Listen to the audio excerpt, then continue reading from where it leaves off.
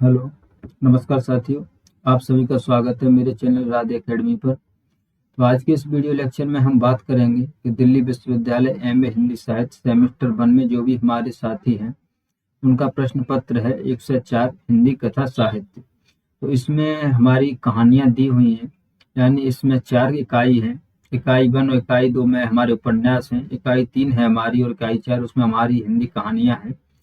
तो हम उनमें से एक कहानी पढ़ चुके हैं, वो हमारी कफन थी प्रेमचंद जी की। आज की हमारी कहानी है मधुआ, जो जयशंकर प्रसाद जी की है। तो इस वीडियो लेक्चर में हम इसके मूल पाठ का अध्ययन करेंगे। तो आइए दोस्तों देखिए।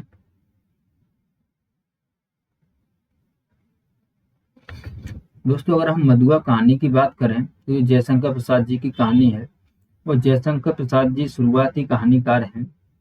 तो उसमें हम देखेंगे कि मधुआ कहानी में हमारे मुख्य रूप से 4 कैरेक्टर हैं, यानी चरित्रों की बात करें तो इसमें हमारे 4 चरित्र हैं, जिसमें हमारा मुख्य है मधुआ। ठीक है दोस्तों।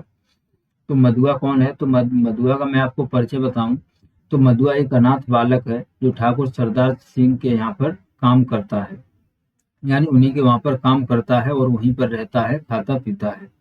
लेकिन ठाकुर साहब इतने अमीर हैं, एक उच्च वर्ग के हैं, लेकिन फिर भी मधुआ को वो उससे बहुत सारा काम कराते हैं और उसे खाने पीने को अच्छा भोजन भी नहीं देते हैं। ठीक है दोस्तों। तो मधुआ किन के यहाँ काम करता है? तो ठाकुर सरदार सिंह के यहाँ मधुआ काम करता है।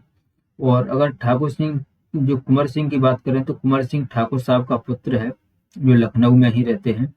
और जो लल्लू है वो उनके यहाँ का जमादार है, यानी ठाकुर साहब का जमादार है वो लल्लू है। और इसमें दोस्तों एक शराबी है। ये शराबी कौन है? तो ये शराबी ठाकुर साहब के वहीं पर आसपास रहता है और वो ठाकुर साहब के पास उन्हें किस्सा सुनाने आता है और ठाकुर साहब उसके बदले में उसे कुछ 1-2 रुपया दे देते हैं, तो वो उससे अपनी शराब पी लेता है। ठीक है दोस्तों। तो यहाँ तक आपको समझ आया। अब हम आगे कहानी पढ़ते चलेंगे और देखेंगे। आज 7 दिन हो गए, पीने को कौन कहे, छुआ तक नहीं, आज 7वां दिन है सरकार। यानी ये शराबी कहता हुआ जाता है, यानी आज 7 दिन हो गए, पीने को कौन कहे, छुआ तक नहीं, आज 7वां दिन है सरकार। तुम झूठे हो, अभी तो तुम्हारे कपड़े से महक आ रही है। यानी ठाकुर साहब कह रहे हैं कि तुम झूठे हो, अभी तो तुम्हारे कपड़ों से महक आ रही है। वह तो कई दिन हुए, 7 दिन से ऊपर कई दिन हुए, अंधेरे में बोतल उड़ने लगा था, कपड़े पर गिर जाने से नशा भी न आया, और आपको कहने का क्या कहूँ, सच मानिए 7 दिन, ठीक 7 दिन के बाद एक बूंद भी नहीं। ठाकुर सरदार सिंह हंसने लगे। लखनऊ में लड़का पढ़ता था, ठाकुर साहब भी कभी कभी वहीं आ जाते। उनको कहानी सुनने का चस्का था। खोजने पर यही शराबी मिला। वह रात को, दोपहर में, कभी कभी सवेरे भी आता। अपनी लच्छेदार कहानी सुनाकर ठाकुर साहब का मनोविनोद करता। यानी जो ठाकुर साहब थे वो लखनऊ में उनका बेटा पढ़ता था, लड़का पढ़ता था, तो वो भी कभी कभी लखनऊ में वहीं पर आ जाते थे। तो जब उनका समय पास नहीं होता था तो उन्होंने कहानी सुनने के लिए इसी शराबी को खोज लिया, यानी यही शराबी उन्हें मिल गया जो उन्हें कहानी सुना दिया करता और इनकी बातचीत होती रहती। ठाकुर ने हंसते हुए कहा, तो आज पियोगे ना? झूठ कैसे कहूँ, आए तो जितना मिलेगा सब पीऊंगा। 7 दिन चने चबेने पर बिताए हैं, किस लिए? अद्भुत, 7 दिन पेट काट कर आज अच्छा भोजन न करके तुम्हें पीने की सूझी, यह भी? यानी वो ठाकुर साहब कहते हैं कि तूने 7 दिन तक कुछ नहीं खाया और आज तुझे पीने की ही सूझी है। सरकार, मौज बहार की एक घड़ी एक लंबे दुखपूर्ण जीवन से अच्छी है। उसकी खुमार में रूखे दिन काट लिए जा सकते हैं।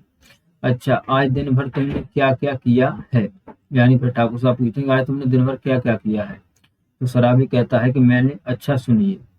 सवेरे कोहरा पड़ता था, मेरे धुआं से कंबल सा वह भी सूर्य के चारों ओर लिपटा था। हम दोनों मुंह छिपाए पड़े थे। ठाकुर साहब ने हंसकर कहा, अच्छा, तो इस मुंह छिपाने का कोई कारण? 7 दिन से एक बूंद भी गले न उतरी थी, भला मैं कैसे मुंह दिखा सकता था? और जब 12 बजे धूप निकली तो फिर लाचारी थी। उठा, हाथ मुंह धोने में जो दुख हुआ, सरकार वह क्या कहने की बात है। पास में पैसे बचे थे, चना चबाने से दांत भाग रहे थे, कटकटी लग रही थी। पराठे वाले के यहाँ पहुंचा, धीरे धीरे खाता रहा और अपने को सेकता भी रहा। फिर गोमती किनारे चला गया, घूमते घूमते अंधेरा हो गया, बूंदें पड़ने लगी, तब कहीं भाग के आपके पास आ गया। अच्छा, जो उस दिन तुमने गडरिये वाली कहानी सुनाई थी, यानी अब ठाकुर साहब कह रहे हैं, तो उस दिन तुमने जो गडरिये वाली कहानी सुनाई थी, जिसमें आसिफ उद्दौला ने उसकी लड़की का आंचल भुने हुए भुट्टे के दाने के बदले मोतियों से भर दिया था, वह क्या सच है? यानी ठाकुर साहब जो पहले कभी कहानी सुनाई होगी उसकी बात कर रहे हैं। तो फिर वो कहता है कि सच। अरे वह गरीब लड़की भूख से उसे चबाकर थू थू करने लगी, रोने लगी। ऐसी निर्दय दिल लगी बड़े लोग भी कर सब कर बैठते। सुना है श्री रामचंद्र ने भी हनुमान जी से ऐसी ही दिल लगी की थी। ठाकुर साहब ठाकर हंसने लगे, पेट पेट पकड़कर हंसते हंसते लौट गए, सांस बटोरते हुए संभाल कर बोले, और बड़प्पन कहते किसे हैं? कंगाल तो कंगाल गधी लड़की, भला उसने कभी मोती देखे थे? चबाने लगी होगी। मैं सच कहता हूँ, आज तक तुमने जितनी कहानियां सुनाई सब में बड़ी टीस थी। शाहजादों के दुखड़े, रंग महल की अभागिनी बेगमों के निष्फल प्रेम, करुणा कथा और पीड़ा से भरी हुई कहानियां ही तो आती हैं, पर ऐसी हंसाने वाली कहानी और सुनाओ तो मैं अपने सामने ही बढ़िया शराब पिला सकता हूँ। यानी फिर जो ठाकुर साहब कहते हैं कि बहुत सी कहानियां हैं, अगर तुम कोई बढ़िया सी कहानी सुनाओ तो मैं तुम्हें शराब पिला सकता हूँ। तो फिर वो कहता है कि सरकार, शराबी कहता है, सरकार बूढ़ों से सुने हुए नवाबी के सोने से दिन, रंग रेलियां, दुखियों की दर्द भरी आहें, रंग महलों में घुल घुल कर मरने वाली बेगमें अपने आप सिर में चक्कर काटती रहती हैं। मैं उनकी पीड़ा से रोने लगता हूँ। अमीर कंगाल हो जाते हैं, बड़े बड़ों के घमंड चूर धूल में मिल जाते हैं, तब भी दुनिया बड़ी पागल है। मैं उसके पागलपन को बुलाने के लिए शराब पीने लगता हूँ सरकार, नहीं तो यह बुरी बला कौन अपने गले लगाता।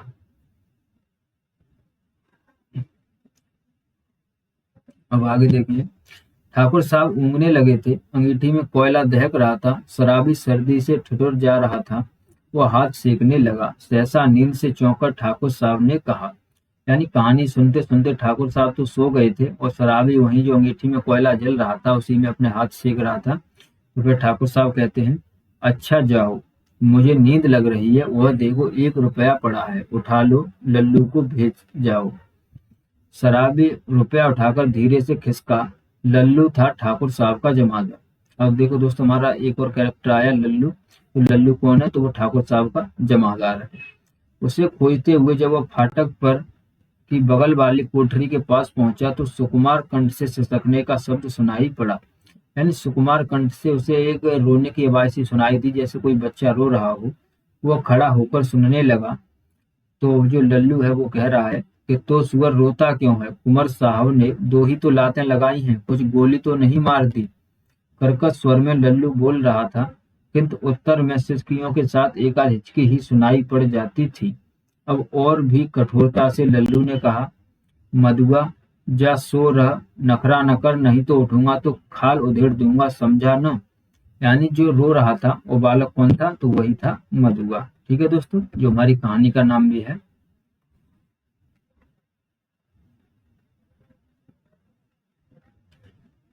तो जब मधुआ को जब लल्लू ने डांट दिया है, शराबी चुपचाप सुन रहा था। बालक की सिसकी और बढ़ने लगी और फिर सुनाई पड़ा, ले अब भागता है कि नहीं, क्यों मार खाने पर तुला है? भयभीत बालक बाहर चला आ रहा था। शराबी ने उसके छोटे से सुंदर गोरे मुंह को देखा, आंसू की बूंदें ढुलक रही थी। बड़े दुलार से उसका मुंह पहुंचते हुए उसे लेकर वह फाटक के बाहर चला आया। 10 बज रहे थे, कड़ाके की सर्दी थी, दोनों चुपचाप चलने लगे। शराबी की मौन सहानुभूति को उस छोटे से सरल हृदय ने स्वीकार कर लिया। वह चुपचाप हो गया। अभी वह एक तंग गली पर रुका ही था कि बालक के फिर से सिसकने की उसे आहट लगी। वह झिड़क कर बोल उठा, अब क्या है, रोता क्यों है छोकरे? यही शराबी कहता है कि अब क्यों रो रहा है? मैंने दिन भर से कुछ खाया नहीं। यानी जो मधुआ है बालक, वो कह रहा है कि मैंने दिन भर से कुछ खाया नहीं। कुछ खाया नहीं? इतने बड़े अमीर के यहाँ रहता है और दिन भर तुझे खाने को नहीं मिला? यही कहने तो मैं गया था जमादार के पास, मार तो रोज ही खाता हूँ, आज तो खाना ही नहीं मिला। कुंवर साहब का ओवरकोट लिए खेल में दिन भर साथ रहा, 7 बजे लौटा तो और भी 9 बजे तक कुछ काम करना पड़ा, आटा रख नहीं सका था। रोटी बनती तो कैसे, जमादार से कहने गया था। भूख की बात कहते कहते बालक के ऊपर उसकी दीनता और भूख ने एक साथी जैसे आक्रमण कर दिया। वो फिर हिचकियां लेने लगा।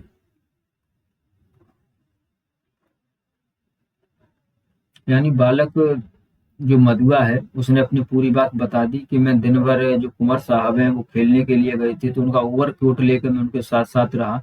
जब 7 बजे आया तो फिर 2 घंटे काम और किया, और मैं अपना आटा नहीं रख पाया तो मैंने रोटी भी नहीं बनाई। तो अब मुझे भूख लग रही है। शराबी उसका हाथ पकड़कर घसीटता हुआ गली में ले चला। एक गंदी कोठरी का दरवाजा ढकेल कर बालक को लिए हुए वह भीतर पहुंचा। टटोलते हुए सलाई से मिट्टी की डिबरी जलाकर वह फटे कंबल के नीचे कुछ खोजने लगा। एक पराठे का टुकड़ा मिला। शराबी उसे बालक के हाथ में देकर बोला, तब तक तू इसे चबा, मैं तेरा गड़ा भरने के लिए कुछ और ले आऊं। सुनता है रे छोकरे, रोना मत, रोएगा तो खूब खूब पीटूंगा, मुझे रोने से बड़ा बैर है। पाजी कहीं का, मुझे भी रुलाने का। शराबी गली के बाहर भागा। उसके हाथ में 1 रुपया था। बाहर आने का एक देसी अद्दा और 2 आने की चाय, 2 आने की पकौड़ी, नहीं नहीं, आलू मटर अच्छा न सही, 4 आने का मांस ही ले लूंगा। पर ये छोकरा, इसका गड़ा जो भरना होगा, यह कितना खाएगा और क्या खाएगा। ओह, आज तक तो कभी मैंने दूसरों के खाने का सोच विचार किया ही नहीं। तो क्या ले चलूं, पहले एक अद्दा तो ले चलूं। इतना सोचते सोचते उसकी आंखों पर बिजली के प्रकाश की झलक पड़ी। उसने अपने को मिठाई की दुकान पर खड़ा पाया। वह शराब का अद्दा लेना भूलकर मिठाई पूरी खरीदने लगा। नमकीन लेना भी न भूला। पूरा 1 रुपया सामान लेकर वह दुकान से हटा। जल्द पहुंचने के लिए एक तरह से दौड़ने लगा।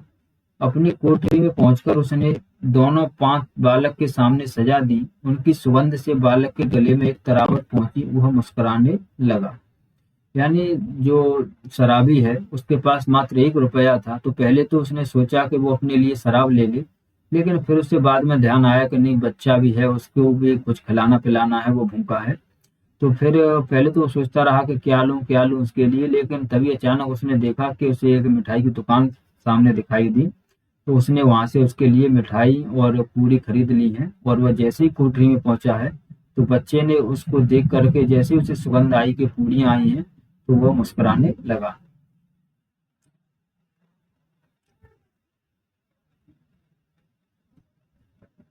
शराबी ने मिट्टी की गगरी से पानी उड़ेलते हुए कहा, नटखट कहीं का, हंसता है, सीधी बास नाक में पहुंची न, ले खूब ठूंस कर खा ले। और फिर रोया कि पिटा।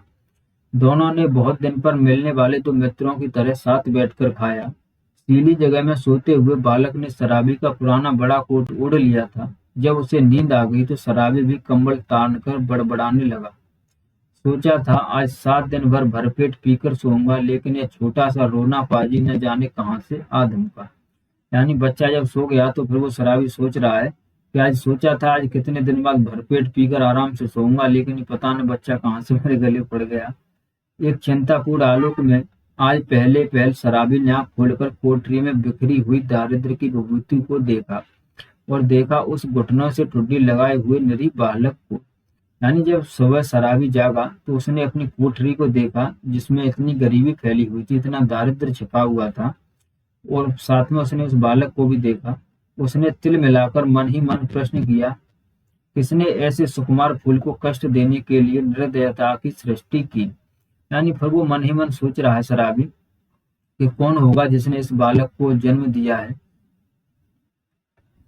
आहरी नियति, तब इसको लेकर मुझे घर बारी बनना पड़ेगा। क्या दुर्भाग्य, जिसे मैंने कभी सोचा भी न था। मेरी इतनी माया ममता, जिस पर आज तक केवल बोतल का ही पूरा अधिकार था, इसका पक्ष क्यों लेने लगी। इस छोटे से पाजी ने मेरे जीवन के लिए कौन सा इंतजाल रचने का बेड़ा उठाया है। तब क्या करूं, कोई काम करूं, कैसे दोनों का पेट चलेगा। नहीं, भगा दूंगा इसे, आंख तो खोले। बालक अंगड़ाई ले रहा था, वो उठ बैठा। शराबी ने कहा, ले उठ, कुछ खा ले, अभी रात का बचा हुआ है। और अपनी देख, तेरा नाम क्या है रे। बालक ने सहज हंसी हंसकर कहा, मधुआ। भला हाथ मुंह भी न धोऊं, खाने लगूं और जाऊंगा कहाँ। यानी शराबी ने कहा कि कुछ भी हो, ये मेरे गले पड़ जाएगा, यानी ये मुझे ही रखना पड़ेगा। इससे बढ़िया है अभी से खाना पीना खिलाकर कह दूंगा कि तू अपने जा। लेकिन जब बालक ने सुना तो बालक कह रहा है कि मेरा नाम मधुआ है। उसने अपना नाम पूछा तो उसने नाम बताया कि मेरा नाम मधुआ है, और मैं खा तो लूंगा भी, हाथ मुंह तो धो लूं, लेकिन मैं जाऊंगा कहाँ? आह, कहाँ बताऊं इसे कि चला जाए। यानी शराबी फिर सोच रहा है कि ये मैंने क्या कह दिया इससे, अब मैं कैसे कहूँ कि ये कहाँ पर चला जाए। कह दूं कि भाड़ में जा, किंतु वह आज तक धूप की भट्टी में ही जलता रहा है। तो वो चुपचाप घर से झल्ला कर सोचता हुआ निकला, ले पाजी, अब यहाँ लौटूंगा ही नहीं, तू ही इस कोठरी में रह।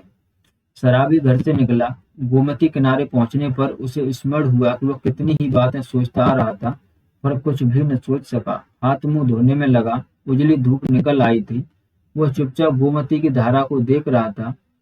धूप की गर्मी से सुखी होकर वह चिंता भुलाने का प्रयत्न कर रहा था कि किसी ने पुकारा, भले आदमी रहे कहाँ, सालों पर दिखाई पड़े तुमको, खोजते खोजते मैं थक गया।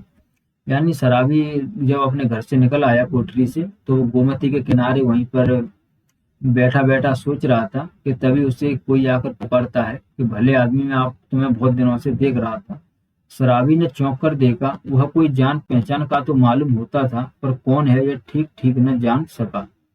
उसने फिर कहा, तुम ही से कह रहे हैं, सुनते हो? उठा ले जाओ अपनी शान धरने की कल, नहीं तो सड़क पर फेंक दूंगा। एक ही तो कोठरी जिसका मैं 2 रुपया किराया देता हूँ, उसमें क्या मुझे अपना कुछ रखने के लिए नहीं है? ओहो राम जी, तुम हो भाई, मैं भूल गया था। तो चलो आज ही उसे उठा लाता हूँ। कहते हुए शराबी ने सोचा, अच्छी रही, उसी को बेचकर कुछ दिनों तक काम चलेगा। गोमती नहाकर राम जी उसका साथी पास ही अपने घर पहुंचा। शराबी को कल देते हुए उसने कहा, ले जाओ, किसी तरह मेरा इससे पिंड छूटे। बहुत दिनों पर आज उसको कल ढोना पड़ा। किसी तरह अपनी कोठरी में पहुंचकर उसने देखा कि बालक बैठा है। बड़बड़ाते हुए उसने पूछा, क्यों रे, तूने कुछ खा लिया कि नहीं? यानी शराबी अपना जो सामान है वो उस अपने परिचित से यानी राम जी से सामान लेकर उसके घर से अपनी कोठरी पर पहुंच गया है। और जब वो पहुंचा तो उसने देखा कि बालक वहीं बैठा है। तो उससे बोला है कि तूने कुछ खाया है कि नहीं? भरपेट खा चुका हूँ। यानी जो मधुआ है वो कहता है कि भरपेट खा चुका हूँ, और वह देखो तुम्हारे लिए भी रख दिया है। कहकर उसने स्वाभाविक मधुर हंसी से उस रूखी कोठरी को तर्क कर दिया। शराबी एक क्षण चुप रहा, फिर चुपचाप जलपान करने लगा। मन ही मन सोच रहा था, यह भाग्य का संकेत नहीं तो और क्या है। चलूं फिर लेकर शान देने का काम चलता करूं, दोनों का भरपेट पेट भरेगा। वही पुराना चरखा और फिर सिर पड़ा। नहीं तो दो बातें, किस्सा कहानी इधर उधर की कहकर अपना काम चला ही लेता था। पर अब तो बिना कुछ किए घर नहीं चलने का। जल पीकर बोला, क्यों रे मधुआ, अब तू कहाँ जाएगा? यानी जो शराबी है उसने कहा कि अब तो कुछ ना कुछ काम करना ही पड़ेगा। तो उसने मधुआ को जायजा लेते हुए पूछा, क्यों रे मधुआ, अब तू कहाँ जाएगा? कहीं नहीं। यानी मधुआ कहता है कि मैं अब कहीं नहीं जाऊंगा। यह लो, यह तो फिर क्या यहाँ जमा गड़ी है कि मैं खोद खोद कर तुझे मिठाई खिलाता रहूंगा? तब कोई काम करना चाहिए। करेगा जो कहो। अच्छा, तो आज से मेरे साथ साथ घूमना पड़ेगा। यह कल मैं तेरे लिए लाया हूँ। चल, आज से तुझे सेना शांत देना सिखाऊंगा। कहाँ इसका कुछ ठीक नहीं, पेड़ के नीचे रात बिता सकेंगे न? कभी कहीं भी रह सकूंगा, पर उस ठाकुर की नौकरी न कर सकूंगा। शराबी ने एक बार स्थिर दृष्टि से देखा। बालक की आंखें दृढ़ निश्चय की सौगंध खा रही थीं। यानी शराबी ने जब उस बालक को देखा तो बालक कह रहा था कि तुम जो कहो मैं वो काम करने के लिए तैयार हूँ, लेकिन मैं उस ठाकुर के यहाँ और नहीं जाऊंगा, उसके यहाँ और नौकरी नहीं करूंगा। तो जब शराबी ने देखा तो बालक, उसको लगा कि बालक सच, जो मधुआ है उसकी बात में निश्चय है, और निश्चय ही वो काम करेगा। शराबी ने मन ही मन कहा, बैठे बैठाए यह हत्या कहाँ लगी। अब तो शराब न पीने की मुझे भी सौगंध लेनी पड़ी। वह साथ ले जाने वाली वस्तुओं को बटोरने लगा। एक गट्ठर का और दूसरा कल का, 2 बोझ हुए। शराबी ने पूछा, तू कैसे उठाएगा? तो जो मधुआ है वो कहता है, आप जिसे कहो मैं तो उसी को उठा लूंगा। अच्छा, तेरा बाप जो तुझको पकड़े तो? कोई नहीं पकड़ेगा, चलो भी, मेरे बाप कभी मर गए। शराबी आश्चर्य से उसका मुंह देखता हुआ कल उठाकर खड़ा हो गया। बालक ने गठरी ला दी। दोनों कोठरी छोड़कर चल पड़े। दोस्तों, यहीं पर हमारी कहानी समाप्त होती है।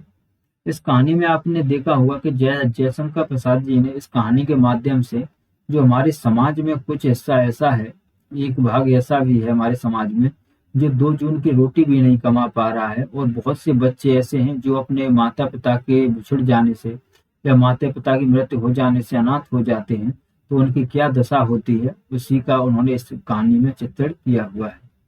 तो दोस्तों अब हम नेक्स्ट मिलेंगे नेक्स्ट वीडियो में। अब साथ ही मैं आपको इन कहानियों का आपको एक क्वेश्चन फॉर्मेट दूंगा, जो क्वेश्चन फॉर्मेट आपको एग्जाम के पॉइंट ऑफ व्यू से बहुत सही होगा, आपको मददगार साबित होगा। मिलते हैं दोस्तों नेक्स्ट वीडियो में। कृपया दोस्तों एक काम और करिएगा, कृपया मेरी वीडियो को आप शेयर भी कीजिएगा ज़्यादा से ज़्यादा हो सके तो। धन्यवाद।